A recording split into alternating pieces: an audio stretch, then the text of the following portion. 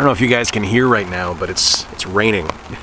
It's raining pretty hard, actually. I came out here to film a couple other videos, and it was sunny when I walked out, and now it's just pouring rain. And that's got me thinking a little bit. What's going on, everybody? I'm Jay. Welcome to the channel if you're new here. Welcome back to the channel if you're a returning viewer. You look great today. Thanks for hanging out. Really appreciate you being here. And it's got me thinking about rainy day games. What are the games the ones that you remember in the summertime when you were on vacation as a kid? The ones where it was piss and rain outside, you couldn't go outside and play with your friends, you couldn't hang out with your buds, so you were stuck inside playing video games. I want to give you my 5, the ones I remember the most from when I was a kid these were my rainy day games. These are the ones I constantly went back to. These are the ones that filled up an afternoon and made those rainy days go a little bit faster. First up for me is Street Fighter 2. I remember when Street Fighter 2 launched, I discovered it at the Walmart in Cape Coral, Florida. They actually had the arcade machine out in the entryway, and I was blown away. I'd never played a fighting game before, and I just couldn't imagine anything being this much fun consistently, and Street Fighter was always fun.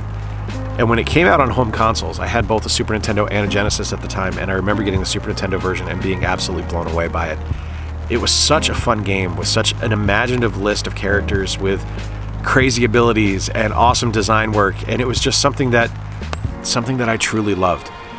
I go back to it pretty frequently, not necessarily Street Fighter 2. I think that ship has kind of sailed just because the series has moved so far ahead now. But the Street Fighter universe and that Street Fighter mythos and that core gameplay experience is something I go back to all the time. In fact, I'm probably going to go play it today. What's your favorite fighting game? What's your fighting game for a rainy day? Next for me would actually be Final Fantasy III. And specifically, there was a summer when I was living with my grandparents down in Florida where it was Florida, so it rained all the time. And there were afternoons where it would be pitch black outside because of how dark the cloud coverage was. And I wouldn't be able to go anywhere because it was, thundering and lightning, and being a stupid kid, I just played on my Super Nintendo on the TV. And Final Fantasy III was the game of choice. It was the one that got me through an entire summer. And I loved every second of it, whether it was meeting Terra or Locke, who was my favorite character, or meeting Setzer, or getting an airship and being able to fly all over this magical world and fight the greatest villain in the history of video games in Kefka. It was such an all-encompassing experience and such an all-encompassing game that I just couldn't help but love it. It was, and is to this day, my favorite Final Fantasy experience. And as much as I love other games in the series, as much as I love things like 9, and I love Final Fantasy 8 and Final Fantasy 15, Final Fantasy 3 or Final Fantasy 6 in Japan will always be number 1 for me, always be the best, always be the game that is the ideal for me for what an RPG experience should be. The next rainy day game for me, and this might actually be a snow day game for me, would be Mega Man 2.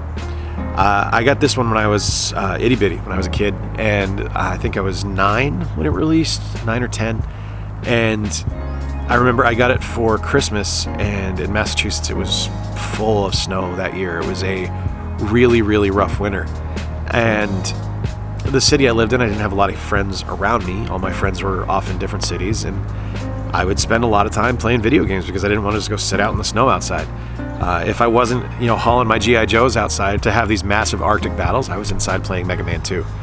And that's really where my love of the game came from. As much as I love every other game in the series, Mega Man 2 will always be my favorite. The music, the robot masters, the weapon designs, the level designs, like specifically Wily's Castle. It's my favorite Wily's Castle in any Mega Man game. And I really think it's probably the top to bottom, the strongest designed Mega Man game out there. I know a lot of people love Mega Man 3 more, and I can't really fault you for that because it's a fantastic title as well. But for me, Mega Man 2 is always the one I go to first. It's always the one I come back to. It's my warm-up game. It's the one that if I'm playing on the NES, that's the one I start off with because it gets the muscle memory kicking and kind of gets the reflexes in action. So Mega Man 2 for me is a big, big rainy day game. Another one for me that was a big rainy day game was the original Super Mario Kart.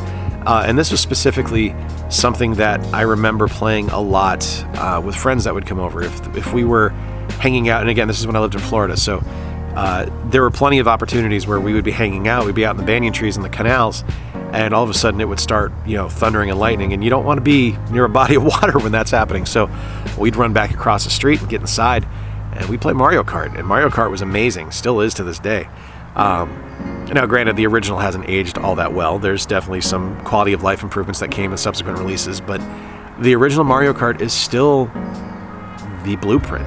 It's still the thing that I think designers look at when they're making a kart racing game and say it needs to start here, and we can plus from there. Being able to play all these different characters in a setting that made no sense in the grand scheme of things for Mario. Why was he in a racing game, of all things? Like, that didn't make a lick of sense to me, but it worked, and it still works to this day. Like, we've had so many Mario Kart releases now, I think 9 or 10, maybe 9 or, I don't remember, 9 or 10. And it just works. It's just a brilliant game. I love to see where the franchise has gone, because Mario Kart 8 Deluxe is amazing. And yeah, I know Mario Kart 8, I'm wondering how many there are, but there's also been Tour and Live and all that fun stuff, so just deal, 10. It's 10 games, I don't care. But being able to pop that game into my Super Nintendo and, you know, just kill a Grand Prix or do battle mode. Battle mode was, oh my god, battle mode was the best. It was such a fun way to wait out a storm. And to this day, I think it's still a good time. I was playing it on my Switch Online a couple weeks ago with Victor, and it was just an absolute blast. Final one for me goes to the Sega Genesis, and it would be Streets of Rage 2. There's a lot of options on the Genesis I could have gone with. Could have been Toe Jam and Earl, could have been Sonic the Hedgehog 2, any of the NHL games that released on the console, but Streets of Rage 2, I think, gets the win here because it was just so mindless, and it was so easy to just toss yourself into the game and lose yourself for a couple of hours and just have fun with it. The design of the game is straightforward, simple, and brilliant. It's a very easy to pick up beat 'em up game. You know exactly what you need to do from jump.